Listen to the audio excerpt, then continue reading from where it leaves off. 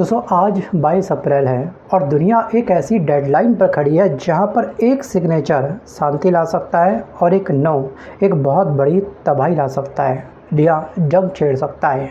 और अगर ये जंग छिड़ी तो सोचिएगा तेल कम से कम 120 से $150 प्रति बैरल पहुंच जाएगा और सप्लाई चेन आपकी ठप हो जाएगी जी हाँ, और पूरी मिडल ईस्ट में त्राहिमाम जैसी स्थिति पैदा हो जाएगी।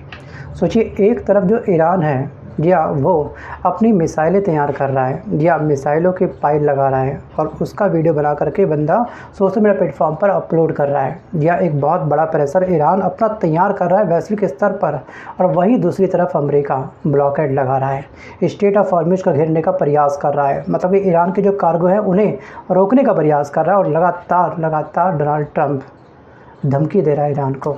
जी हाँ, क्या लगता है आपको सच में जो अल्टीमेटम समाप्त होने वाला है उसके बाद कोई शांति आएगी? क्या आपको लगता है कि सिग्नेचर शांति को लेकर के होंगे या फिर जंग को लेकर के होंगे? Think about it. So guys, अगले 10 मिनट में मैं आपको वो सच्चाई बताने वाला हूँ जो अभी आपसे छुपाई जा रही है। जी हाँ, अगर आप ये वीडियो अभी स्किप करते हैं तो शायद कल आपको समझ ही ना आए कि अचानक से दुनिया इतनी कैसे बदल गई, महंगाई इतनी चरम पर कैसे पहुँच गई। तो बस क्योंकि आज है 22 अप्रैल और ये सिर्फ तारीख नहीं है, ये वॉर ट्रिगर बन सकती है या फिर शांति का ट्रिगर बन सकती है। बट सिम्टम यही कह रहे हैं कि शांति नहीं आने वाली। दोनों अपने अपने जंग की तैयारी कर रहे हैं अपने अपने लेवल पर। सोचिए एक तरफ हज़ारों मिसाइलें तैयार, दूसरी तरफ दुनिया की सबसे खतरनाक एयरफोर्स स्टैंड बाय पर आ चुकी है और बस एक गलती और पूरे मिडिल ईस्ट को आग में बदल सकती है। तो रुकते हैं, थोड़ा सा समझते हैं, करते हैं इस टॉपिक पर आज डीप डाइव।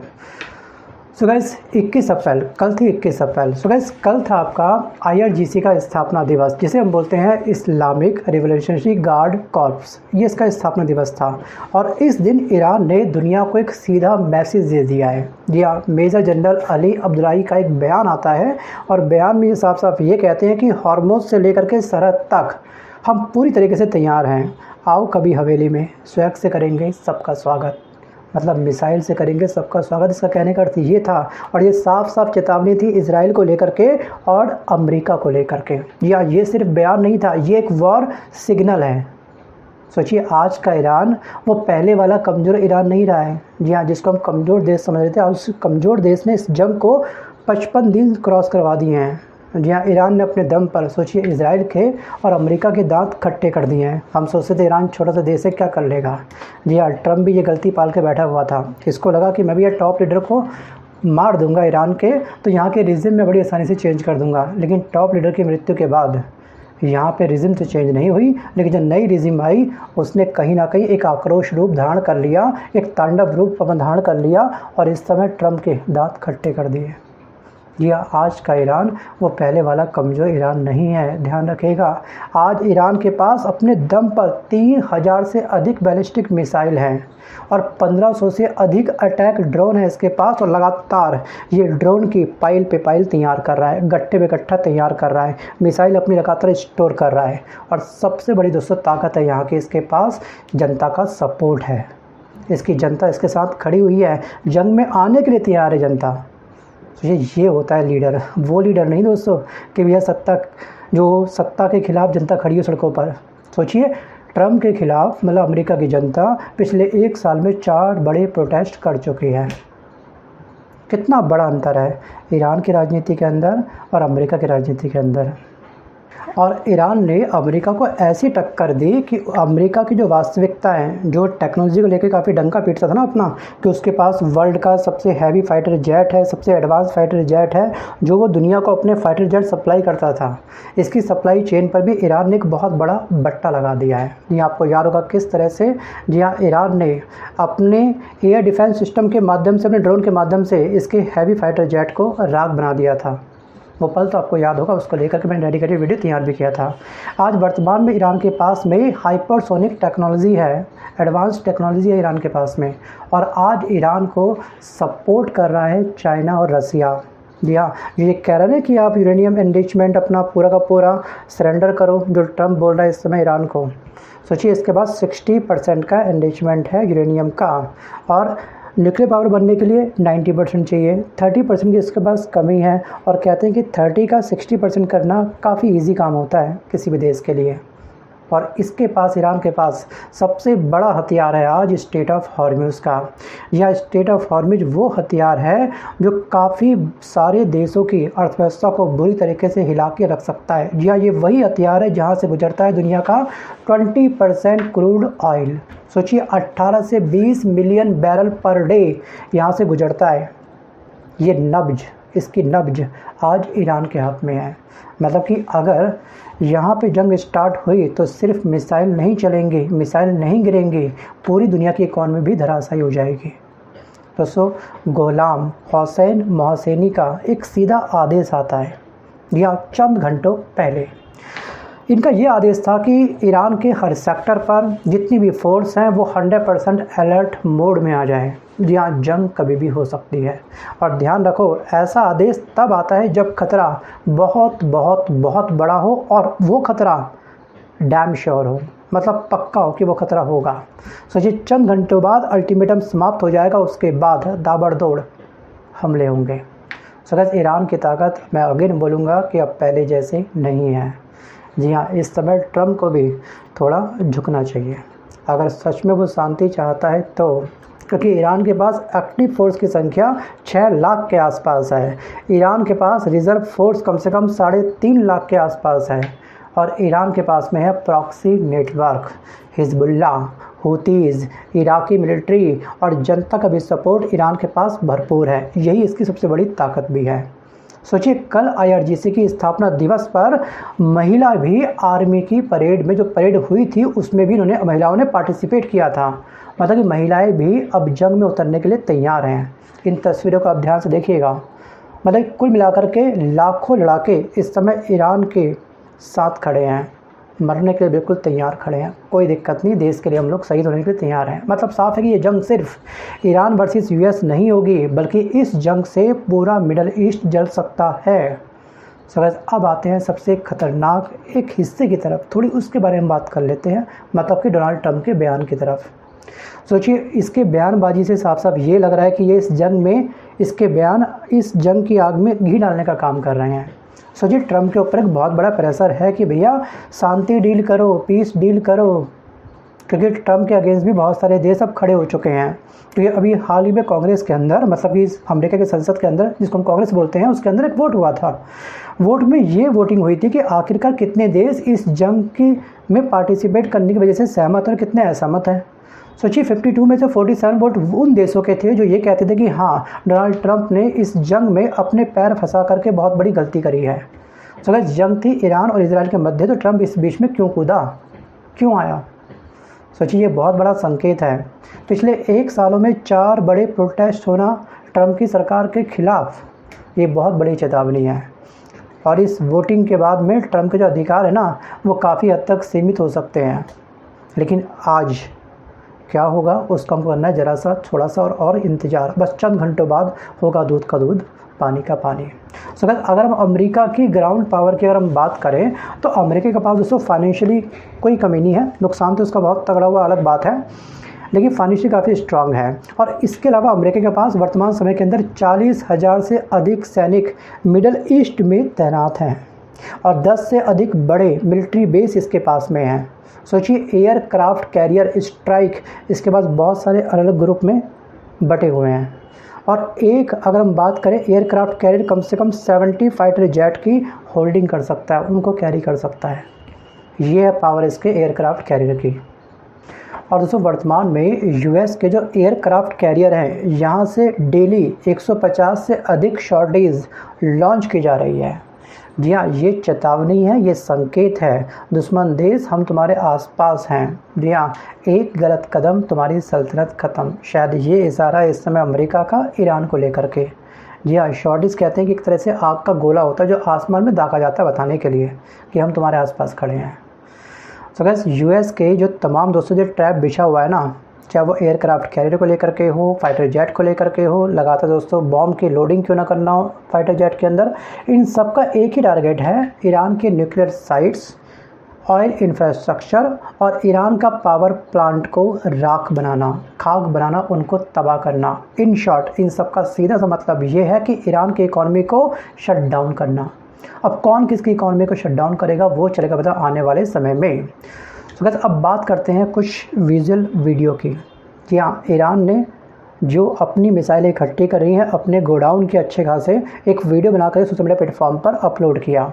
ये भी एक बहुत बड़ी चेतावनी थी दुश्मन देश के लिए कि भाई हम काफ़ी प्रिपेयर बैठे पड़े हैं, अल्टीमेटम यहाँ पे समाप्त होती तुरंत हम जंग की स्टार्ट कर देंगे।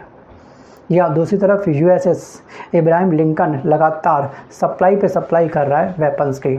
या हेलीकॉप्टर से हैवी बॉक्स आए जा रहे हैं नॉन स्टॉप, मतलब कि वॉर की तैयारी हो चुकी है। जी हाँ, ये जो आपका सीज़ फायर था या फिर कह सकते हैं जो अल्टीमेटम था, ये एक तरह से एक पिक्चर का एक इंटरवेल था। इस इंटरवेल में आपको फ्रेश होना आप फ्रेश हो जाओ, या आपको अदर काम करना आप अदर काम कर लो। तो दोस्तों इस जंग का जो इंटरवेल था इसमें दोनों देश अपने अपने क्या कर रहे थे, तैयारी कर रहे थे जंग की। वहाँ वो पाइल लगा रहा है मिसाइलों की, ड्रोन अपने तैयार कर रहा है, वहाँ पे बंदा अपना अलग से तैयार कर रहा है। सोचिए एक कैरियर ग्रुप रोज़ कम से कम कंज्यूम करता है 1000 टन, 1000 से अधिक टन फ्यूल। नुकसान तो भैया अमेरिका का भी हो रहा है, लेकिन वो झुकने के लिए तैयार नहीं है। सोचिए हज़ारों किलो एमुनिशंस यहाँ पर लगाए जाते हैं और बहुत बड़ा अरबों खरबों रुपया का इस समय दोनों देशों का स्वाहा हो चुका है इस जंग में। और दोस्तों सच ये है दोस्तों कि ये कोई मिलिट्री एक्सरसाइज नहीं है। जी अगर सोचेंगे हम लोग मिलिट्री एक्सरसाइज चल रही होगी, कोई ट्रेनिंग चल रही होगी, मॉक ड्रिल चल रही होगी, नहीं, ये सब सच में जंग की तैयारी कर रहे हैं। जी हाँ, ये लॉन्ग वॉर कह सकते हैं, प्रिपरेशन चल रही है। सोचिए फाइटर जेट पर हैवी बॉम्ब लोड करने का मतलब समझते क्या हो सकता है। या अमेरिका की सी ब्लॉकेड जो एक्टिव करा है इसने, इसके बाद में ईरान अच्छे से भरा पड़ा है, क्योंकि इसके इस ब्लॉकेड की वजह से जो ईरान के कार्गो थे वो रुक चुके हैं। या ईरान के पास तक कार्गो नहीं पहुंच रहे हैं। तो गाइस इस तरह से शांति तो आने से रही, या इस तरह से बहुत बड़ी तबाही आ सकती है। अब ये अगर शांति समझौता करना है तो दोनों पक्षों को थोड़ा बहुत झुकना पड़ेगा। और इस समय जो ईरान है, पहले इसकी 3 शर्तें थी, आज इसने चौथी शर्त अपनी दूसरी तैयार कर ली है। तो ये 3 शर्तें इसकी क्या थी। पहली शर्त इसकी सिंपल ये थी कि न्यूक्लियर पावर में बनूंगा। सेकंड इसकी शर्त ये थी कि जितना मेरा जंग में नुकसान हुआ है उसकी भरपाई करे अमेरिका। और तीसरी इसकी शर्त सिंपल सी ये थी कि फ्यूचर में कोई भी देश मेरे पर हमला नहीं करेगा। बट इसमें चौथी शर्त इसने और ऐड कर दी स्टेट ऑफ हॉर्मुज़ को लेकर के, कि स्टेट ऑफ हॉर्मुज़ पर मेरा अधिकार होगा, इस यहाँ पर इस स्थान पर टोल वसूली मैं करूँगा। इसी बात को लेकर के जो शांति वार्ता लास्ट वाली थी वो धराशायी हुई थी, बात नहीं बन पाई थी, क्योंकि इस समय ईरान झुकने के लिए तैयार नहीं है और अमेरिका इसकी इस शर्त को मानने के लिए बिल्कुल तैयार नहीं है। बस इसी वजह से क्या हुआ, जंग अब तक चल रही है। सोचिए 55 दिन जिस जंग को हो चुके हैं कंप्लीट। 28 फरवरी को जंग स्टार्ट हुई थी और लगातार ये जंग का जो स्केल है ना, जिसकी आग है वो बिल्कुल जे कर्व पकड़ रही है। सोचिए 400 से 500 मिलियन पर डे का ईरान का नुकसान हो रहा है ब्लॉकेड की वजह से। वो तो भरा पड़ा है ईरान, आओ कभी हवेली में। अल्टीमेटम समाप्त हुआ नहीं, इसकी वहाँ पे मिसाइल लॉन्च हुई नहीं ईरान की। और अमेरिका भी शांत नहीं बैठेगा, इजराइल भी शांत नहीं बैठेगा, वो भी देगा ईंट का जवाब पत्थर से। और इस सब के जंग में पिसेगा कौन, एक आम नागरिक। या उसके ऊपर भी मिसाइल अटैक होगा, वो भी महंगाई वाला मिसाइल अटैक। और हमारे देश में इस चीज़ को लेकर के ज़्यादा हाइप क्रिएट नहीं करा जा रहा है, पैनिक क्रिएट नहीं करा जा रहा है। क्यों, क्योंकि अभी पश्चिम बंगाल में इलेक्शन है। जी हाँ, 23 तारीख को फर्स्ट फेज़ का, सेकंड फेज़ का आपका 29 तारीख को इलेक्शन है और 4 तारीख को होगी इसकी काउंटिंग। उसके बाद असली आंकड़े तबाही के, महंगाई के हमारे सामने आने वाले हैं। जी हाँ, बी प्रिपेयर, तैयार हो जाइएगा। जी हाँ, महंगाई की मार झेलने के लिए। और दोस्तों असली खेल ना मिसाइल का नहीं है, सच कहूँ तो असली खेल है तेल का और पैसों का। अगर हॉर्मुज़ बंद हुआ तो ऑयल प्राइस 120 से 150 डॉलर प्रति बैरल पहुंच जाएगा और जो इंश्योरेंस कॉस्ट है वो बढ़ जाएगी। जी हाँ, अगर ट्रांसपोर्ट कॉस्ट बढ़ जाएगी तो उसका इफ़ेक्ट कहाँ पड़ेगा, जो हम लोग माल खरीद रहे हैं उन सब पे पड़ेगा। पहली बात तो हम तक माल पहुंच जाए गनीमत है, माल हम तक पहुंचेगा ही तो नहीं, दिक्कत ये भी तो है। और दोस्तों इन सब का फ़ायदा, सबसे अधिक फ़ायदा कैसे होगा, सोच कर देखिए एक बार। अगर स्टेट ऑफ हॉर्मुज़ बंद होता है तो 100%, तो सबसे अधिक फ़ायदा होगा इस समय अमेरिका को, जो ऑलरेडी फ़ायदा हो चुका है इस जंग की वजह से। जो रास्ता स्टेट ऑफ हॉर्मुज़ का बाधित हुआ था ना, और इसकी जो अमेरिका की सप्लाई थी, इस बाधित होने की वजह से इसका जो सप्लाई थी वो बढ़ गई है। 30% यूएस की सप्लाई इंक्रीज़ हुई है ऑयल को लेकर के, क्रूड ऑयल को लेकर के। ये अब महंगे दाम में अपना ऑयल बेच रहा है। अमेरिका का जो नुकसान इस जंग में हुआ है ना, उसकी भरपाई वो लोग उस ऑयल के सेल से कर रहा है। और दोस्तों गल्फ़ कंट्रीज़ का एक बहुत बड़ा लॉस हो रहा है इस जंग की वजह से। सोचिए कई बिलियन पर डे खर्चा हो रहा है इसका। मतलब साफ है दोस्तों, ये वॉर नहीं है, ये ग्लोबल मार्केट कंट्रोल है एक्चुअली। जिसके बाद स्ट्रेट ऑफ हॉर्मुज़ वो करेगा मार्केट को कंट्रोल, और स्ट्रेट ऑफ हॉर्मुज़ को कोई भी हाथ से नहीं जाने देगा, ना ही ईरान ना ही अमेरिका। सो अब तस्वीर बिल्कुल साफ है। एक तरफ अल्टीमेटम, 100% अलर्ट, हज़ारों मिसाइल, दूसरी तरफ बम लोड, जहाज़ के द्वारा घेराबंदी हो रही है स्ट्रेट ऑफ हॉर्मुज़ की, और इकॉनमी पर एक हमला हो रहा है। और बीच में सिर्फ एक डेट है, या 22 अप्रैल की डेडलाइन है। या अगर इस बार जंग शुरू हुई तो ये 2003 का इराक नहीं होगा, ध्यान रखिएगा, और ना ही 2011 का लीबिया होगा, क्योंकि इस समय इराक काफ़ी मजबूत हो चुका है। इस बार तेल भी जलेगा, समंदर भी जलेगा, और शायद दुनिया की अर्थव्यवस्था भी जलेगी, और हम सबकी पॉकेट भी जलेगी, हम सबकी सेविंग भी जलेगी। क्योंकि दोस्तों ये जंग सिर्फ 2 देशों की नहीं है, ये जंग होगी कंट्रोल ऑफ द वर्ल्ड की। जी हाँ, हमारे देश में क्या असर हुआ देखा होगा आपने, सूरत के अंदर किस तरह से मजदूर रिवर्स प्लान कर रहे हैं। इनके पास प्रॉपर गैस सप्लाई नहीं है, ये खाना नहीं बना पा रहे हैं। सूरत की फैक्ट्रियाँ शट डाउन हो चुकी है, बंद हो चुकी हैं। मतलब एक नया ले ऑफ स्टार्ट हो चुका है फैक्ट्री के अंदर। तो शायद कल सब नॉर्मल दिखे, या शायद कल ये सब और भी बुरी तरीके से बदल जाए। लेकिन दोस्तों जो भी होगा उसका असर आपके घर तक पक्का आएगा, हमारे घर तक पक्का पहुंचेगा। इसलिए दोस्तों सिर्फ खबर मत देखो, जी हाँ, खबर को समझो, क्योंकि ये आने वाले वक्त की कहानी है। बाकी इस टॉपिक पर आपका क्या विचार है, या आपके हिसाब से आने वाला समय काफ़ी अच्छा होगा, बी पॉजिटिव, या फिर आने वाला समय बहुत ही खतरनाक होगा? Think about it. आपको क्या लगता है? कमेंट करना मत भूलिएगा। सो गाइस आज के इस वीडियो में बस के लिए इतना ही। मिलता हूं जल्द नए वीडियो के साथ, तब तक के लिए धन्यवाद।